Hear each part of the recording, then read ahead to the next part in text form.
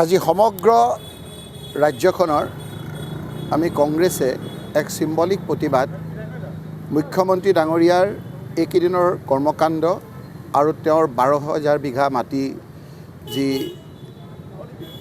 দখল কৰিছে সেই সংক্ৰান্তত গৌৰৱ গগৈ ডাঙৰীয়াৰ নেতৃত্বত আমি গোটেই অসমত ৰাইজৰ চকু মুকলি কৰিছোঁ। সেই সন্দৰ্ভত তেওঁৰ যিটো ব্যক্তিগত আক্ৰমণ, গৌৰৱ গগৈৰ পৰিয়াল, গৌৰৱ গগৈৰ কণমানি শিশুকো লৈ যি ধৰণৰ তেওঁ কথা বতৰা আৰম্ভ কৰিছে, সেই কথা বতৰাবিলাক আমি ৰাইজৰ কাষলৈ লৈ গৈছোঁ।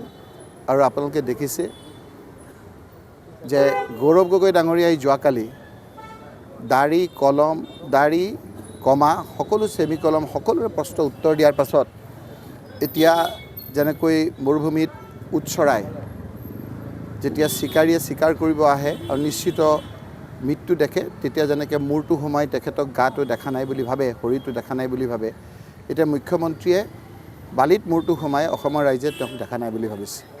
আৰু সেইকাৰণে আজি আপোনালোকে দেখিছে যে তেওঁ কথাৰ কোনো লাগবান নোহোৱা হৈছে। আমাৰ এটা প্ৰশ্ন, যোৱাকালিতো আমি যিখিনি কৰিছোঁ এটা নতুনকৈ আপোনাৰ মনত আমাৰ আহিলে মুখ্যমন্ত্ৰী ডাঙৰীয়াৰ উক্তি। কথাটো এনেধৰণৰ, মুখ্যমন্ত্ৰী ডাঙৰীয়াই গৌৰৱ গগৈৰ সংক্ৰান্তত যিখিনি কথা কৈ আছিলে, তেওঁ তাৰিখ দিছিল 10 ছেপ্টেম্বৰ। 10 ছেপ্টেম্বৰত যেতিয়া তেওঁ তাৰিখ দিছিল, গৌৰৱ গগৈ ডাঙৰীয়াই কংগ্ৰেছে তেওঁক কোনো ধৰণৰ বাধা নিদি SITত কোনো ধৰণৰ হস্তক্ষেপ নকৰাকৈ, আনকি আমি আদালততো নগৈ SITক মুকলিভাৱে গোটেইখিনি তদন্ত কৰিবলৈ আমি দিলোঁ। 10 ছেপ্টেম্বৰত গোটেই অসমৰ মানুহ ৰখি থাকিলে। 10 ছেপ্টেম্বৰত তেওঁ এই বিষয়ে গাপ দি থ'লে, কোনো ধৰণৰ আপোনাৰ তদন্তৰ কথাবিলাক ৰাইজক নক'লে। 10 ছেপ্টেম্বৰত নক'লে, অক্টোবৰত নক'লে, নৱেম্বৰত নক'লে, ডিচেম্বৰত নক'লে, জানুৱাৰীত নক'লে, ফেব্ৰুৱাৰীত তেওঁ ক'লে। যিখিনি ক'লে তাৰ উত্তৰটো এটা এটাকৈ দিয়া গৈছে। এতিয়া আমাৰ সকলোতকৈ মোৰ ডাঙৰ প্ৰশ্ন হৈছে মোৰ যে 10 ছেপ্টেম্বৰত কিয় নাই দিয়া বুলি কওঁতে তেওঁ ক'লে যে 10 ছেপ্টেম্বৰত এইকাৰণে আমি নাই দিয়া যে জুবিন গাৰ্গৰ সেই সময়ত মৃত্যু হৈছে, আৰু সেইকাৰণেই আমি 10 ছেপ্টেম্বৰত ইয়াৰ কোনো প্ৰত্যুত্তৰ দিয়া নাই।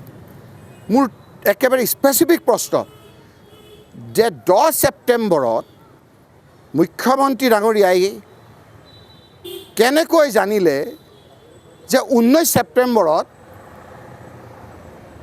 জুবিন গাৰ্গক হত্যা কৰা হ'ব? মোৰ স্পেচিফিক প্ৰশ্ন,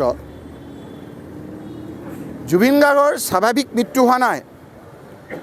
মানুহে যে কৈছে, বহুতে যে কৈছে, মুখ্যমন্ত্ৰী যে কৈছে যে জুবিন গাৰ্গৰ মৃত্যু হোৱা নাই, হত্যা হৈছে। প্ৰশ্ন হ'ল যে 10 ছেপ্টেম্বৰত যিটো দিয়াৰ কথা কৈছিল, তেওঁ এইটো ৰিপৰ্টত ৰাইজক মুকলি কৰাৰ কথা, তেওঁ ক'লে যে জুবিন গাৰ্গৰ মৃত্যুৰ কাৰণে দিয়া হোৱা নাই। প্ৰশ্ন স্পেচিফিক, মই ফালৰি কাটি নাযাওঁ যে 10 ছেপ্টেম্বৰত কেনেকৈ জানিলে যে 19 ছেপ্টেম্বৰত জুবিন গাৰ্গক হত্যা কৰা হ'ব? সেই কথাটো স্পেচিফিক প্ৰশ্নৰ উত্তৰটো নিশ্চয়কৈ তেওঁ যেনেকৈ প্ৰশ্ন সোধে, এইটো এটা মাত্ৰ এইটো ৰাইজে সুধিব, ৰাইজৰ প্ৰশ্ন তেওঁৰ মুখত কৈছে। আৰু এতিয়াতো যিটো দেখা গৈছে এইকেইটা দিনত, কালিৰ পিছত যিটো দেখা গৈছে, আমাৰ কংগ্ৰেছত আমি ঠিক কৰিছিলোঁ যে এইবাৰতো কংগ্ৰেছ, আমাৰ লগত থকা বিৰোধী ঐক্য সকলো আমাৰ MLA জিকিব, জিকাৰ পিছত সকলো বহি আমি মুখ্যমন্ত্ৰী ঠিক কৰিম। এতিয়া যিটো আবহাৱা এটা কৰিছে যে মুখ্যমন্ত্ৰী ডাঙৰীয়াই ইতিমধ্যে দায়িত্ব লৈছে যে যিকোনো প্ৰকাৰে হ'লেও এতিয়া আৰু মুখ্যমন্ত্ৰী গৌৰৱ গগৈ ডাঙৰীয়াক বনোৱাৰ ক্ষেত্ৰত হিমন্ত বিশ্ব শৰ্মাই দায়িত্ব লোৱা যেন লাগিছে।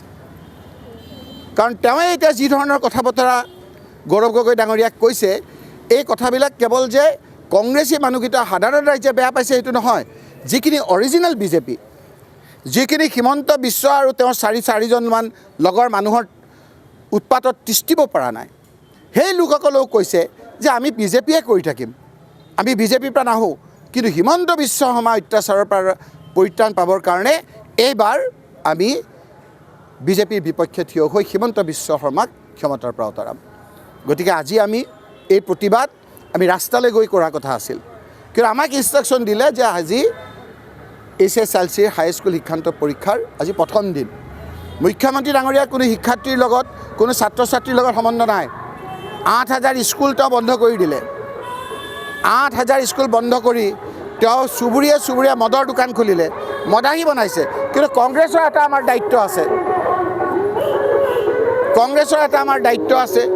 কংগ্ৰেছৰ ৰাইজৰ প্ৰতি এটা দায়বদ্ধতা আছে। আৰু সেইকাৰণে আমি আপোনাৰ এই প্ৰতিবাদটো আপোনালোকে চাব যে আমাৰ জিলা কংগ্ৰেছ অফিচ ৰাজীৱ ভৱনত হোৱা কথা আছিল, কিন্তু একে তাৰ নাতি দূৰতে আমাৰ দচন হায়াৰ ছেকেণ্ডেৰী স্কুলখনৰ তাত হাইস্কুল শিক্ষান্ত পৰীক্ষাৰ চূড়ান্ত পৰীক্ষা হৈ আছে। তাৰ প্ৰতি লক্ষ্য ৰাখি ছাত্ৰ ছাত্ৰী যাতে কোনো অসুবিধা নহয়, যাৰ ল'ৰা ছোৱালীয়ে মেট্ৰিক পৰীক্ষা দিছে তাৰ অভিভাৱক তাৰ পৰিয়ালটো সেই পৰীক্ষাটোৰ লগত সোমাই যায়।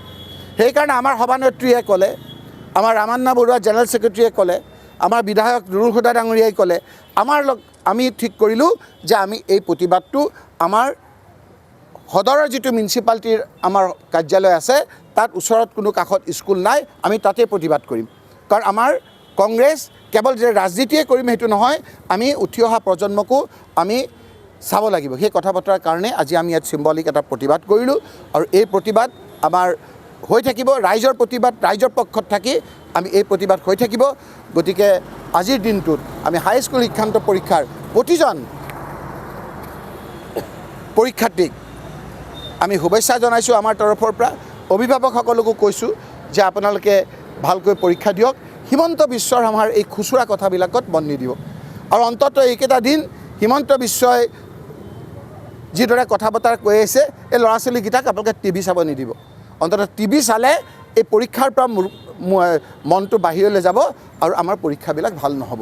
গতিকে আপোনালোকৰ যোগেদি এই ক্ষেত্ৰত আমি অসম প্ৰদেশ কংগ্ৰেছৰ সভাপতি গৌৰৱ গগৈ ডাঙৰীয়াই কালি যিটো আমাৰ প্ৰেছ কনফাৰেঞ্চ কৰিলে, এটাকে উত্তৰ দিলে।